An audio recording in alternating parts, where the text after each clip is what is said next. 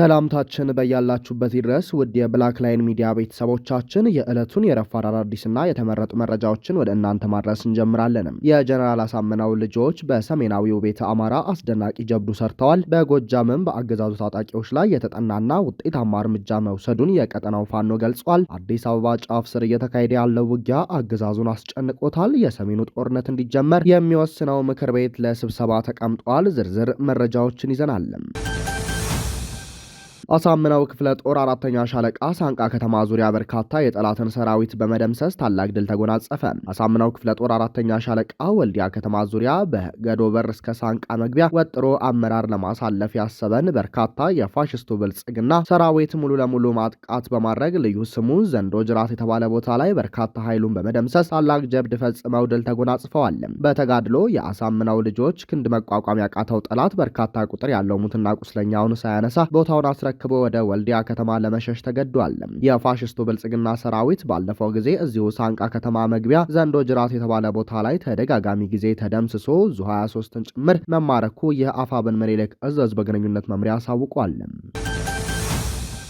በምዕራብ አማራ ቀጠና የአርሶ አደሩን መሬት ለእርሻና ለመኖሪያ ቤት ለመቀራመት በእንቅስቃሴ ላይ በነበሩ የሚሊሻ አባላት ላይ ከባድ እርምጃ መውሰዱ ታወቀ። ከቡሬ ከተማ በቅርብ ርቀት በምትገኘው ወንድጊ ቀበሌ ልዩ ስሙ ንጉስታ ተብሎ በሚጠራው አካባቢ የአርሶ አደሩን መሬት ለቤት መስሪያነት ለመከፋፈል እንቅስቃሴ ሲያደርግ በነበረው የብአዴን ተላላኪ ኃይል ላይ በተወሰደ እርምጃ በርካቶች ሙትና ቁስለኛ መደረጋቸውን 109ኛ ኮር በላከው መረጃ አስታውቋል። በዚህ እርምጃ በርካታ የሚሊሻ አባላት ሙትና ቁስለኛ የተደረጉ ሲሆን ቀሪው ኃይል ወደ ቡሬ ከተማ መፈርጠጡ ነው የታወቀው። ለኦህዴድ ተላላኪ ለሆነው ብአዴን ተላላኪ በሆኑ ባንዳዎች ላይ እርምጃውን የወሰዱት በአማራ ፋኖ ብሔራዊ ንቅናቄ ቴዎድሮስ እዝ 109ኛ ኮር 77ኛ ክፍለ ጦር ስር የሚገኙት የ5ኛ ሬጅመንት ፋኖች ናቸው።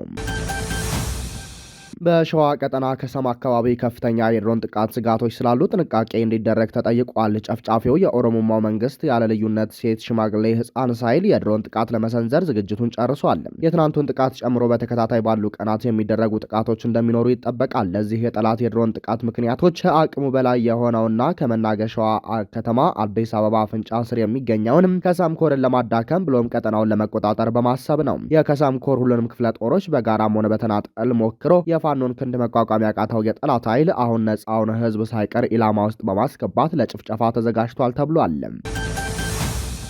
መዋሸትና ማጭበርበር፣ ንጹሐንን በአሰቃቂ ሁኔታ መግደል እና ማፈናቀል፣ ጽንፈኝነትና ጦረኝነት ሁነኛ መገለጫው የሆነው የብልጽግና ቡድን ዙፋኔን ይጠብቁልኛል ያላቸው ወታደሮቹ ልክ እንደ እምቧይ ካብ እየተናዱ ፋኖን መቀላቀላቸውን ቀጥለዋል። በአራቱም የአማራ ቀጠናዎች ያለፉት 2 ቀናት ብቻ ከ110 በላይ የአገዛዙ ወታደሮች ጨርቄን ማቄን ሳይሉም ከነሙሉ ትጥቃቸው ፋኖን መቀላቀላቸው ተረጋግጧል። በማወቅም ይሁን ባለማወቅ ከዚህ ሰው በላ አገዛዝ ጋር ተሰልፋችሁ የገዛ ወገናቸውን ስትጨፈጭፉ የነበራቸው ወታደሮች ከአሁን በኋላ የአገዛዙ ሴራና የጥፋት መንገድ በውል ተረድታቸው ፋኖን ተቀላቀሉ በሚል የአማራ ፋኖ ብሔራዊ ንቅናቄ ያቀረበውን ጥሪ የአገዛዙ ወታደሮች በደስታ ተቀብለው የቻሉ ከነሙሉ ትጥቃቸው ተጠርፎባቸው መያዝ ያልቻሉ ደግሞ ባዶ እጃቸውን ወደ ፋኖ እየጎረፉ ነው። በምስራቅ አማራ ቀጠና አንድ ወታደራዊ አዛዥ በስሩ የሚገኙ ወታደሮችን ጠርንፎ እንደያዘ ፋኖን ሲቀላቀል፣ በምዕራብ አማራ ደግሞ ሁለት ክላሽ ደርበው ያነገቡ ወታደሮች ፋኖን መቀላቀላቸው ተነግሯል። በተጨማሪም ከወራት በፊት በምዕራብ አማራ ቀጠና በተካሄደ ልዩ ዘመቻ ሙሉ በሙሉ ተደምስሳ የነበረችውና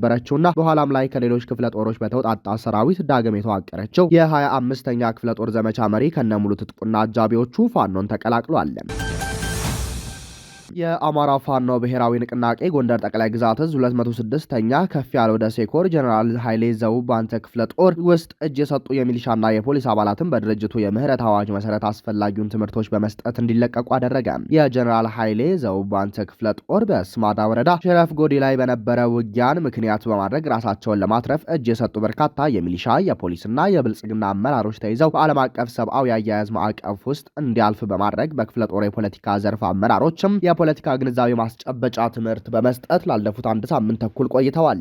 በምህረት የተለቀቁት የስርዓቱ አገልጋይ የነበሩ ሚሊሾችና የፖሊስ አባላት በቀጣይ የአማራን ህዝብ ለመካስ ራሳቸውን ለማሳመን በድርጅቱ በኩል የተዘጋጀውን ፎርም በመሙላትና ዋስትና በመሙላት ከማንኛውም የወንጀል ጉዳዮች ላለመሳተፍ ጭምር ቃል ገብተዋል። ይህን የምህረት አዋጅ ተግባራዊ ሲደረግ የሀገር ሽማግሌዎችና የሃይማኖት አባቶች ጭምር በተገኙበት ትምህርት በመስጠት ቀጣይ ከማህበረሰብ ጋር ተግባብተው የሚኖሩበትን መንገድ እንዲያስተካክሉ ንግግሮችንና ምክክሮች ተደርገዋል። ሌሎች በትግሉ ውስጥ በአባልነት መቀጠል የሚፈልጉ የሚሊሻና የፖሊስ አካላት ደግሞ የተቋሙን ፎርም በመሙላት ቀጣይ ወታደራዊ ስልጠናዎችን ወስደው ዝግጁ እንደሚሆኑ ቃላቸውን በመስጠት የተቀላቀሉ ሲሆን ሌሎች የምህረት አዋጁን የተቀበሉና ከማህበረሰቡ ጋር ሰላማዊና ኑሯቸውን ለመኖር የወሰኑም 49 የሚሊሻና የፖሊስ አባላት ሲሆኑ ሌሎች በክፍለ ጦሩ ቁጥጥር ስር ያሉ በብልጽግና የአመራር መዋቅር ውስጥ የነበሩ ካድሬዎች ተጨማሪ ድርጅቱ በሚያስቀምጣቸው አቅጣጫዎችና መመሪያዎች መሰረት ሆነው ሰብአዊ መብታቸውን ተከብሮ በእንክብካቤ እንደሚያዙ የአማራ ፋኖ ብሔራዊ ንቅናቄ አፋብን ጎንደር ጠቅላይ ግዛት እዝ 206ኛ ከፍ ያለው ደሴ ኮር ህዝብ ግንኙነት አሳውቋል።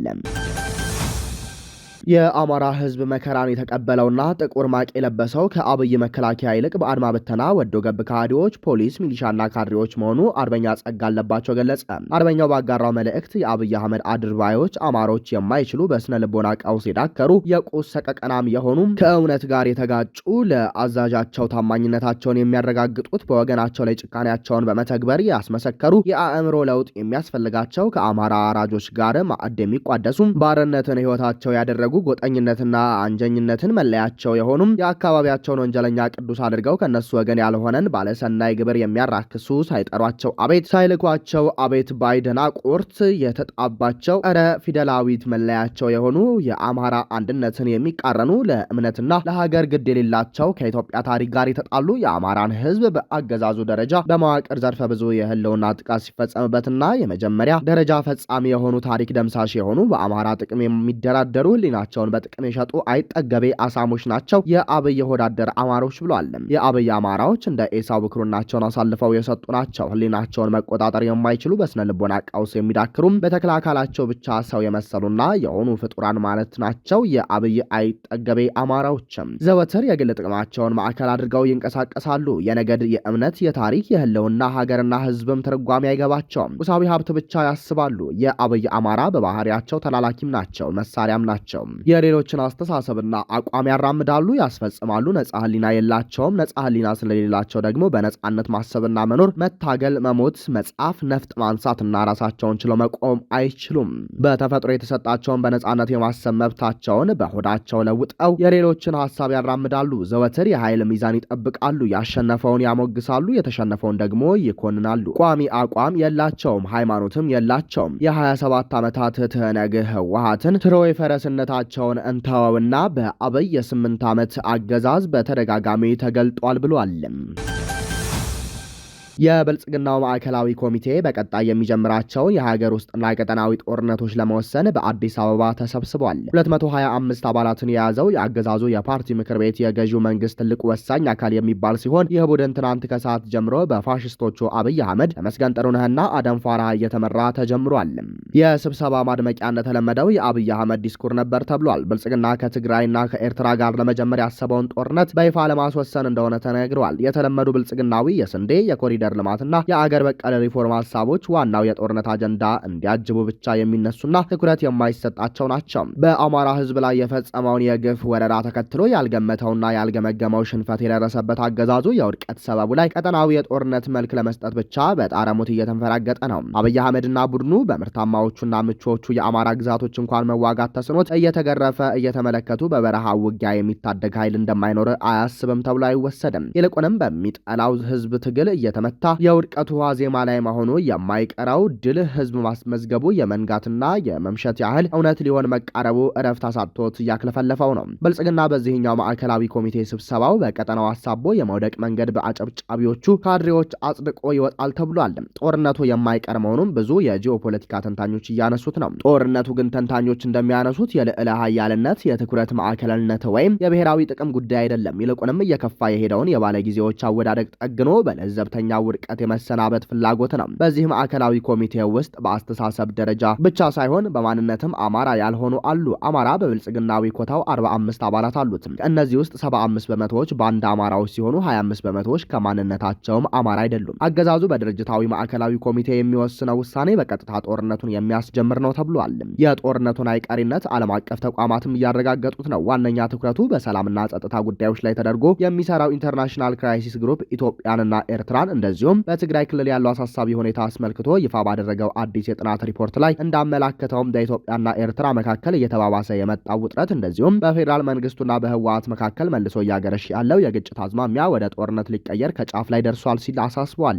በአብይ አህመድና በኢሳያስ መንግስታት እንዲሁም በህወሓት መካከል ያለው የተወሳሰበና በውጥረት የታጀበውን ግንኙነት በአፍሪካ ቀንድ በማንኛውም ቅጽበት ሊፈነዳ የሚችል የባሩድ በርሜል ሲል የሁኔታውን አሳሳቢነት በሪፖርቱ ገልጾታል። ሪፖርቱ በፈረንጆቹ አቆጣጠር በ2018 ዓ.ም በኢትዮጵያና ኤርትራ መካከል ተፈርሞ የነበረው የአዲስ አበባ አስመራ ባህር ዳር ወታደራዊ ጥምረት ሙሉ በሙሉ ፈርሶ አሁን ላይ ሁለቱ ሀገራት እርስ በርስ ወደ መጣላላትና ወደ ጦርነት እየተንደረደሩ ነው ሲል ያትታል። የጥናታዊ ሪፖርቱ ግኝቶች የትግራይ ፖለቲካ ልሂቃንን ውስጣዊ ክፍፍልና የስጋቱ አንደኛው መነሻ አድርጎ የወሰደ ሲሆን በህወሓት አመራሮች መካከል ያለውን ስንጥቃት በመጥቀስ በጌታቸው ረዳ የሚመራው ቡድን ከፌዴራል መንግስቱ ጋር ያለውን ግንኙነት ለማጠናከር ሲሞክር፣ በአንጻሩ በደብረጽዮን ገብረ ሚካኤልና ፈትለወርቅ ገብረ እግዚአብሔር ሞንጆሪኖ የሚመራው ሌላኛው የህወሓት ቡድን ከአስመራ ጋር የፈጠረው ጥምረት የኢትዮጵያና ኤርትራ ውጥረት አንደኛው መነሻ እንደሆነ ያሳያል። ይህ በህወሓት ውስጥ የተፈጠረው የትግራይ ልሂቃንና ፖለቲከኞች አደገኛ ክፍፍል ትግራይን የኢትዮጵያና የኤርትራ የውክልና ጦር ሜዳ ሊያደርጋት ይችላል ሲል ዓለም አቀፉ ተቋም በሁለቱ ሀገራት መካከል ያለውን ውጥረት አስመልክቶ ያለውን ስጋት በሪፖርቱ አብራርቷል። ሌላኛው የኢትዮጵያና ኤርትራን ግንኙነት አስመልክቶ ኢንተርናሽናል ክራይሲስ ግሩፕ ልዩ ትኩረት የሰጠው ጉዳይ ከባህር በርና የሉዓላዊነት ጋር የተያያዘ ሲሆን ኢትዮጵያ ከሶማሊላንድ ጋር የተፈራረመችው የወደብ መግባቢያ ስምምነትና ቀጥሎም የአሰብን ጉዳይ መነሳቱ ኤርትራ ለጦርነት ዝግጁ እንድትሆን አድርጓታል ሲል ይገልጻል። ሪፖርቱ እንደሚለው የኢሳያስ አፈወርቂ መንግስት የኢትዮጵያን ባህር በር ጥያቄ ከኢኮኖሚ ተጠቃሚነት አንጻር ሳይሆን የኤርትራን ግዛት ለመቀማት የታለመ የወረራ እቅድ አድርጎ ነው የሚመለከተው ሲል ከቅርብ ጊዜ ወዲህ በኢትዮጵያ በኩል የተነሳውን የባህር በር ጥያቄና የኤርትራን ምላሽ ያትታል። በዚህም ምክንያት ኢትዮጵያና ኤርትራ ከሩብ ክፍለ ዘመን በኋላ ወደ ዳግም ጦርነት ሊያመሩ ይችላሉ ሲል ባወጣው ሰፊ የጥናት ሪፖርት አመላክቷል። ተቋሙ በጥናት ሪፖርቱ ካካተታቸው አንኳር ጉዳዮች መካከል በአማራ ፋኖና በፌዴራል መንግስቱ መካከል እየተካሄደ የሚገኘው ጦርነት ሌላኛው ሲሆን ኤርትራ ለፋኖ ታደርጋለች የሚባለውን ወታደራዊ ድጋፍ የአብይ አህመድ መንግስት እንደ ጠባጫሪነት እንደሚቆጥረው ተጠቅሷል። ይህ ጉዳይ ሌላኛው ለጦርነት ገፊ ምክንያት እንደሆነ በመጥቀስ ሁለቱ ሀገራት ወደ ግጭት እንዲገቡ ከሚደረጉ ምክንያቶች አንደኛው መሆኑን ሪፖርቱ ይጠቅሳል። ቀጠናዊና ዓለም አቀፋዊ ተጽዕኖችም በኢትዮጵያና ኤርትራ መካከል ጦርነት እንዲቀሰቀስ ሊያደርጉ የሚችሉ ጉዳዮች መሆናቸውን ልዩ ትኩረት ሰጥቶታል። ከዚህ በተጨማሪም የተባበሩት አረብ ኤሚሬቶች ለኢትዮጵያ የምታደርገው የድሮንና የገንዘብ ድጋፍ እንዲሁም ሳውዲ አረቢያና ግብጽ ለኤርትራ ያላቸውን ቅርበት በሁለቱ ሀገራት መካከል ያለውን ውጥረት ወደ ግጭት የሚያመራ ከሆነ ጦርነቱ በአፍሪካውያን ብቻ የማይወሰንና ዓለም አቀፋዊ መልክ እንዲኖረው የሚያደርግ ይሆናል ሲል የመካከለኛው ምስራቅ ሀገራት በኢትዮጵያና ኤርትራ የሚያደርጉትን ጣልቃ ገብነት አንድምታ አያይዞ ገልጿል።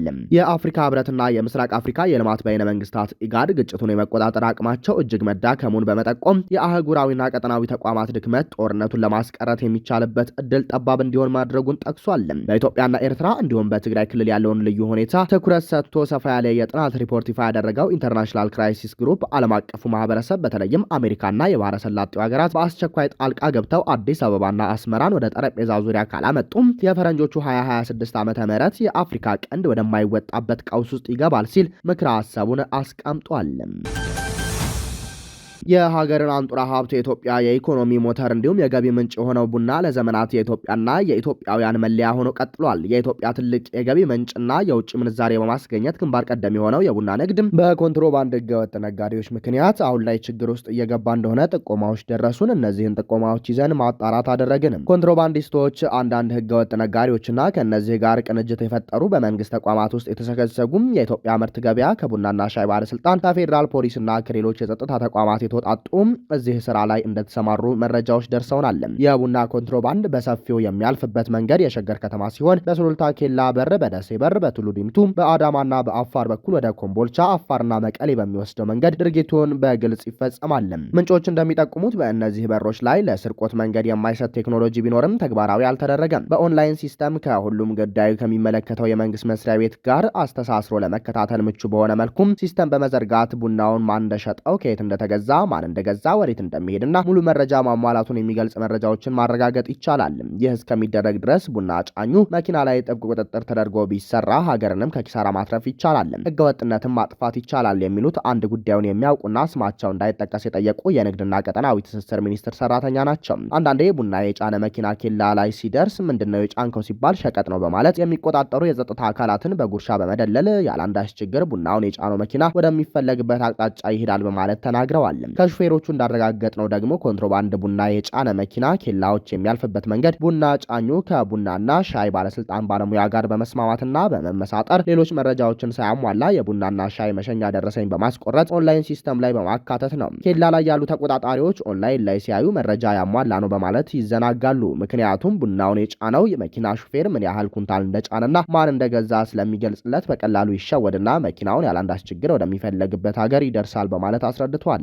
ሹፌሩ እንደሚለው ሌላኛው ኮንትሮባንድ ቡና የጫነ መኪና ኬላዎችን የሚያልፍበት መንገድ ኮንትሮባንዲስቱ ቡናውን ገና ከጫነበት ቦታ ሲነሳ በህጋዊ መንገድ ከሌላ የኢሲኤክስ መጋዘን ቡና የጫነ ህጋዊ ነጋዴ የመኪናውን ሰሌዳ በመጠቆም ኬላ ላይ አታካራ በማስገባትና በማዋከብ በዚሁ መንግስት ውስጥ በተሰገሰጉ ሌቦች ባለሙያዎች እና በኮንትሮባንዲስቶች የጥቅምና የጋራ ጥቅም ሰንሰለት ኮንትሮባንድ ቡና የጫነ መኪና እንዲያልፍ ማድረግ ነው። በኋላ ህጋዊ ነጋዴው ላይ ምክንያት በመደርደር ህጋዊ መሆኑን ሊናቸው እያወቀ እንኳን የሌብነት መንገዳቸውን ለመሸፈን ሲሉ እስኪጣራ በማለት እስከ 3 ቀን በማንገላታትና ካጣሩ በኋላ ኮንትሮባንድ የጫነ መኪና ነው ተብሎ ጥቆማ ተሰጥቶን ነው በማለት ይለቀቃሉ ይላል። በሶስተኛነት ያነጋገርናቸው በቡና ጅምላ ንግድ ስራ ላይ የተሰማሩ ህጋዊ ነጋዴዎች ናቸው። የኮንትሮባንድ ስራው መንግስት ከዘርፉ ሊያገኘው የሚገባውን ገቢና የውጭ ምንዛሬ የሚያሳጣ ተግባር ብቻ ሳይሆን እኛንም ከስራ ውጭ እያረገን ነው። እኛም የቡና ጅምላ ንግድ ዘርፍ ላይ ያለን ነጋዴዎች በመሆናችን የኮንትሮባንድ ንግዱ እኛን ህጋዊ ነጋዴዎችን ከጫወታ ውጭ እያስወጣን በመሆኑ ራሳችንን ለማዳን ስንል መንግስት ትኩረት ሰጥቶበት ኃላፊነቱን እንዲወጣ እንጠይቃለን ብለዋል። መረጃዎች እንደሚያሳዩት የቡና ኮንትሮባንድ ንግድ ከጊዜ ወደ ጊዜ በሚስጥራዊነቱና ቴክኒኩ እየጨመረ የመጣ ሲሆን ህገወጥ ግለሰቦችና በተቋማት ውስጥ ያሉ ተባባሪዎቻቸው በቀላሉ መገኘት ባለመቻላቸው ተግባራቸውን ቀጥለው ይገኛሉ። በጣም የሚያስደንቀው እነዚህ የኮንትሮባንድ ቡናዎች መውጫና መግቢያቸው የሸገር ሲቲ ከተማ ነክተው የሚያልፉ መሆናቸው ነው። እነዚህ ኬላዎች በየቀኑ የሚያልፉበት ዘዴ ከቀን ወደ ቀን እየተቀያየረና እየረቀቀ በመሄድ ላይ የሚገኝ ሲሆን በሂደቱም ከመንግስት አካላትና የጸጥታ አካላት ጋር ተቀናጅተው የሚሰሩ በመሆናቸው የጉዳዩን አሳሳቢነት ከፍተኛ ያደርጓል በማለት ነጋዴዎቹ ጠቁመዋል። እነዚህ ኮንትሮባንዲስቶች የህገወጥ ስራ የሚሰሩት ኮምቦልቻ፣ ባህር ዳር፣ አፋርና መቀሌ ካሉ የጉምሩክ ሰራተኛ ጋር የጥቅም ትስስር በመፍጠር መሆኑን በተደጋጋሚ የደረሱ መረጃዎች ይጠቁማሉ። በኮንትሮባንድ የሚገባው ቡና በጥራት ደረጃው በጣም የተሻለና ለኤክስፖርት ከሚጫን ቡና ጋር ባለመለያየቱ በዋጋ ረገድም ህጋዊ ነጋዴዎች ከሚሸጡት ዝቅ ተብሎ ስለሚሸጥ አንዳንድ ህጋዊ ነጋዴዎች ከዘርፉ እየወጡ እንደሆነ ታውቋል። መንግስት እነዚህን ህገወጦች ይዞ እርምጃ ለመውሰድ ፍላጎቱም ተነሳሽነቱም የለውም እንጂ ቢኖረው ኖሮ በዚህ ወር ብቻ ወደ ውጭ ኤክስፖርት መደረግ የሚችሉ ቡናዎች ሀገር ውስጥ በህገወጥ መንገድ ያለማንም ከልካይ እንደፈለጉ ወደሚፈልጉበት ቦታ እየተጓጓዙ ይገኛሉ በማለት አጽንኦት ሰጥቷል። ባለፉት 6 ወራት ብቻ በዚህ መልኩ በተፈጸመ ህገወጥ የቡና ኮንትሮባንድ ንግድ መንግስት በትንሹ ከ2 ቢሊዮን ብር በላይ የውጭ ምንዛሬ የሚገኝ ገንዘብ ማጣቱን የንግድና ቀጠናዊ ትስስር ምንጫችን ተናግረዋል። ኮንትሮባንድ ነጋዴዎች ለሀገር እድገትም ጠንቅ፣ ለህጋዊ ነጋዴዎችም እንቅፋት፣ ለአምራች ገበሬው ደግሞ ሞግዚት እየሆኑ ነው በማለት አስተያየታቸውን ቋጭተዋል። በዚህ ዙሪያ ሚዲያችን ከቡናና ሻይ ባለስልጣን ምላሽ ለማካተት ያደረገው ሙከራ አልተሳካም ሲል መሰረት ሚዲያ ዘግቧል። ውድ የብላክ ላይን ሚዲያ ቤተሰቦቻችን ለሰዓቱ የነበረን መረጃ ይህንን ይመስላል። ጤና ይስጥልን።